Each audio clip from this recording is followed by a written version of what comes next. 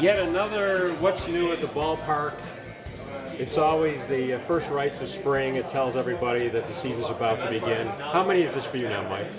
This will be my 32nd opening day, the 32nd opening day of Salem Field. 1988 was the first. And is there really something new every year? Yeah, we really do take pride in making sure that we try to keep things fresh, whether it is the promotions, whether it's a twist to the fireworks show, the food items, a lot of times changes to the ballpark physically itself. And this year we got the biggest change of all, and the new name of the ballpark, Salem Field, and all of the signage is up and ready to go. So in a way, it's kind of a new era when you have a new name, and we're very, very fortunate and actually really happy that Salem's has come on to be our partner. Another local company, 150 years in business, family owned. There's a lot of synergies there. Plus, it's natural when you think of a baseball game, you think of the hot dog. So we think it's a perfect naming rights partner. Exactly. It's almost a wonder as to how it took so long. It seemed like a marriage made in heaven. Yeah, they were the first people to call when it became known this year that the naming rights were going to end with Coca-Cola. They were the very first people to check in, and I remember talking to our staff saying, man, wouldn't that be great? I mean, that's such a perfect, almost it's so perfect you don't think it's going to work out. And fortunately it did, and Joe Salen and Joseph Salen have been fun to work with so far, and we're going to keep partnering with them to figure out new ways to present their products and to incorporate even more hot dogs into the baseball experience. They just had a motorcycle made by Orange County Choppers. Maybe they'll have it out at the ballpark. Absolutely. We'd love to have the chopper show up here and make a tour around the warning track. Now, the media all assembled. You always get a great turnout for this news conference, and of course, their first question is, what new food will be at the ballpark? And the Bisons have historically been known for great food at the games. It's a big part of the AAA experience. What's new this year? Yeah, no doubt. And we've made. I think we were one of the the leaders and took the lead in the forefront in partnering with a lot of local food companies, restaurants, families. I think it's one of the great things about Western New York is we have so many good local places to dine and to enjoy food. So whether it's the original pizza logs or whether it's Lenova Pizza, whether it's the community beer, craft beer places that we've been serving for years, and Charlie the Butcher and Dennis DiPaolo and his Italian offerings that we serve here.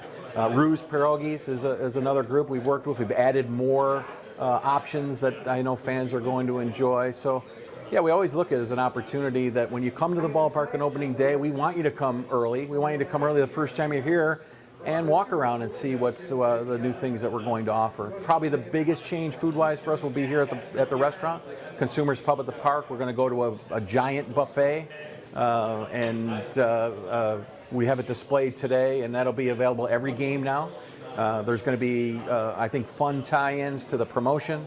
So on Polish night, that I know you will be here for, there'll be Polish food offered in the restaurant. Italian night, we'll have I'll be there for that night as well, Italian night, Mike. you'll be there for that too, as well. And maybe even tie-ins to when the opponents are here. If it's a Durham Bulls, we'll probably have some barbecue from that region. So it'll be fun, and there'll be ticket packages people will be able to buy that'll include a buffet and a ticket. It'll be an adult and a child's price, and it'll be a great place to come before the game to dine. And it really does make sense, doesn't it? Because you can come in, you can get your food, you can eat, and you can get out and grab your seat. So it's very convenient there. Yeah, absolutely. In the past we've had mini buffets, and that's where a lot of people flock to. It's quick, you can get what you want, there's always variety, but now I think we've gone a way above and beyond what we used to offer for the buffet, and I think fans are really going to be pretty happy with the variety and the different products that we're going to offer. What about the ball club? I know it's always you hope for the best team, but you're a AAA affiliate. Your role here as a baseball franchise is to supply talent to the major leagues, the Toronto Blue Jays. Last year was a rough year. You're hoping for better things this year. Yeah, I think we are definitely hoping for better things. The Blue Jays have some of the best prospects in all of minor league baseball that are starting to make their way towards a AAA level. We got to see Vlad Guerrero Jr. at the end of last year, the #1 prospect in all of minor league baseball. He's expected to be with us at some point after opening day, after he recovers from a bit of an injury at spring training. There's another great prospect, former Hall of Famer, Craig Biggio's son, Kevin Biggio, will be at second base. Dante Bichette was a great Major League player. His son, Bo Bichette, is the #2 prospect for the Blue Jays and in the top 10 in all of minor league baseball. And they have some guys also coming from single A and down in the lower levels are going to make their way through. Their AA team won the Eastern League Championship last year. So hopefully we're going to tap into that, and that'll mean for even more exciting baseball on the field. And we were talking before we started this interview. Tim Tebow has made his way up to the AAA affiliate in Syracuse. Right. He should be here at the ballpark. I imagine that should be exciting. Yeah, that should be a fun draw. It's one of the big changes in the International League. The New York Mets purchased the Syracuse franchise. They were a Washington Nationals affiliate the last several years, so the Mets will now be back in the league. And yeah, Tim Tebow has been one of the headliners. And when they get in here in May, I think it's definitely going to have some interest for people being able to see Tim Tebow. He's one of the most popular sports figures, not just football, but now about baseball, and I know it'll draw a lot of people when he's here.